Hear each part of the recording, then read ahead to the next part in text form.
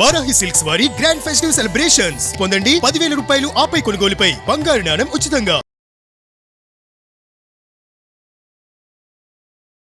నమస్తే, welcome to Suman TV.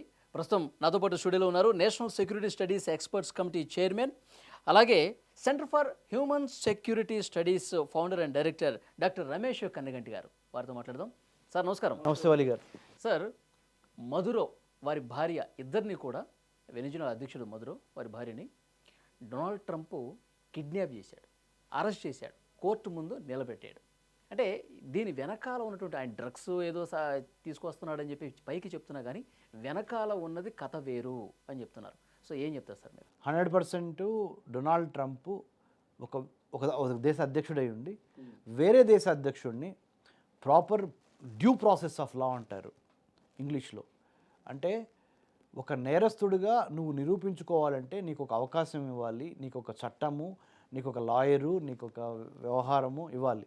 అలా కాకుండా రాత్రి వెళ్ళిపోయి 62 మంది సెక్యూరిటీ గార్డులను చంపేసి ఇది ప్రెసిడెన్షియల్ ప్యాలెస్ వెనిజులాలో మొత్తం సైబర్ క్రైమ్ లాగా సైబర్ నెట్వర్క్ మొత్తాన్ని న్యూట్రలైజ్ చేసి నీ యొక్క అంతర్జాలం సైబర్ సెక్యూరిటీ స్కిల్స్ ఉపయోగించి మొత్తం కరెంట్ గ్రిడ్స్, పవర్ గ్రిడ్స్ అంటారే, 2 గంటలు 3 గంటల పాటు కరాకస్ అంటే వెనుజులా రాజధాని మొత్తాన్ని చీకటమయం చేసేసి, అంటే అసలు all transformers, power transformers, current ట్రాన్స్ఫార్మర్ని నిర్వీర్యం చేసేసి చీకట్లో తెల్లారుజామున 2 గంటలకి నిద్రపోతున్న ప్రెసిడెంట్ భార్య నికోలస్ మదురో అండ్ వైఫ్ని వెనిజులా సెక్యూరిటీని చంపేసి 62 మందిని ఎయిర్ లిఫ్ట్ చేసి, అంటే విమానంలో బలవంతంగా ఎక్కించుకొని అమెరికా తీసుకెళ్ళిపోయి చేశారు. దీనికి మరి international order, world order, international law,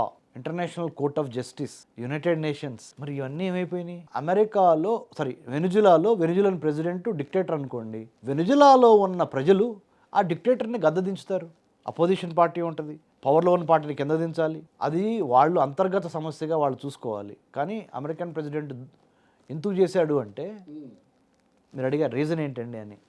America Venezuela ప్రెసిడెంట్ని ఎత్తుకెళ్ళిపోయాడు ఎందుకంటే వెనిజులాలో ఆయిల్, న్యాచురల్ గ్యాస్ రిజర్వ్స్ ఉన్నాయి, గోల్డ్ ఉంది కాబట్టి అమెరికా వాటిని ఎక్స్ప్లాయిట్ చేయడానికి ఇది ఒక సాకుగా దేశంలో ప్రవేశించి వెనిజులాని కొల్లగొట్టాలి, తద్వారా లాటిన్ అమెరికాలో ఉన్న, దక్షిణ అమెరికాలో ఉన్న మిగతా అన్ని దేశాల మీద ఆధిపత్యం సంపాదించాలి. ఇదే అమెరికా స్ట్రాటజీ. అంటే ఇది నాణ్యానికి ఒకవైపు. నాణ్యానికి ఇంకొక వైపు ఏముందంటే, కాయిన్కి చైనాని, రష్యాని దెబ్బగొట్టాలి అంటే, ముఖ్యంగా చైనాని దెబ్బగొట్టాలి అంటే, చైనా అత్యధికంగా దేని మీద ఆధారపడుతుంది? ఏం కావాలి చైనాకి? చైనా దగ్గర ఏముంది? చైనా దగ్గర ఏం లేదు. చైనా దగ్గర లేనిది oil, natural gas and oil. ఎప్పుడు చూసినా అది ఇంపోర్ట్ చేసుకుంటానే ఉంటుంది, దిగుమతి చేసుకుంటుంది చైనా. సౌదీ అరేబియా నుంచి కానీ, ఇరాక్ నుంచి కానీ, ఇరాన్ నుంచి కానీ, ఇప్పుడు వెనిజులా నుంచి కానీ, పెద్ద స్థాయిలో రష్యా నుంచి కానీ పెద్ద స్థాయిలో చైనా దిగుమతి చేసుకుంటుంది. సో రష్యా యుక్రెయిన్ ఆల్రెడీ యుద్ధం జరుగుతుంది కదా. సో రష్యా నుంచి ఆయిల్ సప్లైస్ చైనాకి సాఫీగా జరగకపోవచ్చు. లేకపోతే ఇంకా రేపొద్దున రష్యా కూడా దెబ్బతింది అనుకోండి, చైనాకి ఆయిల్ సప్లై అయిపోద్ది రష్యా నుంచి వెళ్ళేది. వెనిజులా కూడా దెబ్బ కొట్టేశారు అనుకోండి, వెనిజులా నుంచి వెళ్ళాల్సిన ఆయిల్ కూడా చైనాకి ఆగిపోయింది అనుకోండి, మరి చైనా పరిస్థితి ఏంటి? చాలా దారుణంగా ఉంటుంది. అదే నాకు కావాలి.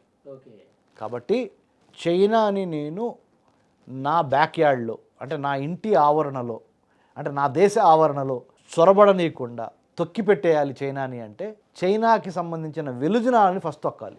ఎందుకంటే చైనా యొక్క పెట్టుబడులు ఈ రోజున దక్షిణ అమెరికాలో అత్యధికంగా ఉన్నాయి. అర్జెంటీనా కానీ, బ్రెజిల్ కానీ, చిలీ కానీ, వెనిజులా కానీ, కొలంబియా కానీ, ఈ దేశాల్లో అత్యధిక పెట్టుబడులు అమెరికా ఉన్నాయా, చైనా ఉన్నాయా అంటే చైనా ఉన్నాయి. చైనా చాప కింద నీరులాగా అమెరికా కింద ఉన్న దక్షిణ అమెరికా ఖండంలోకి, ఆసియా ఖండంలో ఉన్న చైనా ప్రవేశిస్తున్నది. China is trying to penetrate into the South American continent which is very close to the North American continent of United States of America. So Donald Trump felt make America great again అనే నిదానంతో నేను president అయ్యాను. అమెరికాని మళ్ళీ అగ్రరాజ్య స్థాయికి తీసుకెళ్తాను, తారాస్థాయికి తీసుకెళ్తాను అమెరికాని అనే నినాదంతో అమెరికా యొక్క సిటిజన్స్ మనసు గెలుచుకొని నువ్వు అమెరికన్ ప్రెసిడెంట్ అయ్యావు కదా, అంటే అయ్యాడు కదా ట్రంప్. ట్రంప్ అదే ఇప్పుడు నేను ఇంకొకసారి ప్రెసిడెంట్ అవ్వలేను జీవితంలో, అయిపోయింది, ఇది 2వ టర్మ్, ఏం చేసినా ఇప్పుడే చేయాలి. ఏది చేసినప్పుడు చేయాలి, ఇంకా ఈయనకున్న సమయం లేదు మిత్రమా, యుద్ధమా, ఇంకో 3 years ఉంది అంతే. అంతే. 3 yearsలో కూడా మేజర్ డెసిషన్స్ తెచ్చుకోగలిగింది 2.5 years. లాస్ట్ 6 months వస్తాయే అంతే ఎలక్షన్ మోడ్. అది ఎలక్షన్ మోడ్కి వెళ్ళిపోద్ది. సో అక్షరాల ట్రంప్ చేతిలో అతని జీవితంలో ఉన్న రోజులు యాజ్ అమెరికన్ ప్రెసిడెంట్గా 1000 days. ఏం చేసినా ఈ 1000 days, Donald Trump and his last 1000 days, okay you can name this. So he has to do everything what ever he has. Sir నాకు ఒక డౌటు, ఇప్పుడు ఆయన డ్రగ్స్ పైకి మాత్రమే చెప్తా ఉన్నాడు, ఇతను పెద్ద ఎత్తున డ్రగ్స్ మా దేశంలోకి పంపిస్తూ ఉన్నాడు, మేము ఎంత చెప్పినా వినట్లేదు కాబట్టి ఈ చర్య తీసుకోవాల్సి వచ్చిందని. కానీ లా అనేది ఒకటి ఉంటుంది కదా సార్, ఏది న్యాయం, ఏది అన్యాయం, ఏది ధర్మం, ఏది వాస్తవం, ఇవన్నీ కూడా అంతర్జాతీయ కోర్టులు చూస్తాయి కదా. దీన్ని రుజువు చేయాల్సినటువంటి పరిస్థితి కూడా ఉంది కదా. ట్రంప్ చెప్పిందే వేదం కాదు కదా, ఆయన ఎంత పెద్దనైతే మాత్రం, అగ్రరాజ్యం అయితే మాత్రం ఆయన చెప్పిందే వాస్తవం కాకపోవచ్చు. మరి ఈ కోర్టుల్లో వాస్తవాలు ఏదో రోజు వెలుగులోకి వస్తాయి. మరి వెనిజులా తన స్వతంత్రతను తాను నిలుపుకునే పరిస్థితి ఉంటుందా ఉండదా?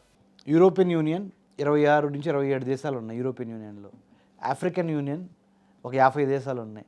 ఆర్గనైజేషన్ ఫర్ ఇస్లామిక్ కంట్రీస్ అవి ఒక 50 దేశాలు ఉన్నాయి. ఇన్ని దేశాలు కూడా కలిసి ఒక అమెరికాని ఏం చేయలేకపోతున్నాయి. ఎందుకో తెలుసా?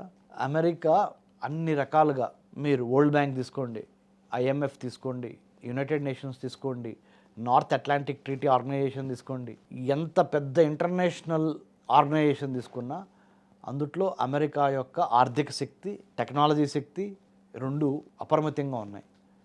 అందుకని normal rules, normal regulations, normal laws are not for United States of America అన్న విధంగా అమెరికా బిహేవ్ చేస్తుంది.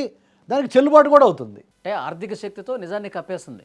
ఆర్థిక శక్తితో, దౌత్య శక్తితో, డిప్లొమాటిక్ శక్తితో, ఆర్థిక శక్తి, దౌత్య శక్తి, మీడియా శక్తి, రైట్, మిలిటరీ శక్తి, సైబర్ సెక్యూరిటీ శక్తి, navy, coast guard, air force, అది మిలిటరీ అనండి, డిఫెన్స్ అనండి, ఇవన్నీ కలిపి, స్పేస్ అంటే సముద్రపు అంతర్భాగం నుంచి, పాతాళం నుంచి ఆకాశం వరకు అమెరికా తనదైన ఒక వ్యూహాన్ని రచించి, ఆ వ్యూహ రచనలో భాగంగా బలహీనులకి కోర్టులు, న్యాయాలు, చట్టాలు, బలవంతులకి ఇవి చెల్లవు అని ఇండైరెక్ట్గా, డైరెక్ట్గా అమెరికా యొక్క యాక్షన్స్లో మనకు కనపడుతుంది. ఓకే, ఇప్పుడు వెనిజులా కొత్త ప్రెసిడెంట్ కూడా ఆయన చెప్పినట్టు నడుచుకోవాల్సిందేనా? తప్పకుండా. నడుచుకోకపోతే ఇప్పుడు అమెరికన్ కోర్టులో ఏదో శిక్ష వేస్తారు చూడండి, రేపు పొద్దున పెద్ద శిక్ష వేస్తారు. తర్వాత మీరు ప్రపంచవ్యాప్తంగా ఎన్ని హ్యూమన్ రైట్స్ సంఘాలు ఉన్నా ఏం చేయలేవు. అంతే. సో చూద్దాం సార్ నెక్స్ట్ పరిణామాలు ఎట్లా ఉంటాయో. Thank you very much. Thank you అండి.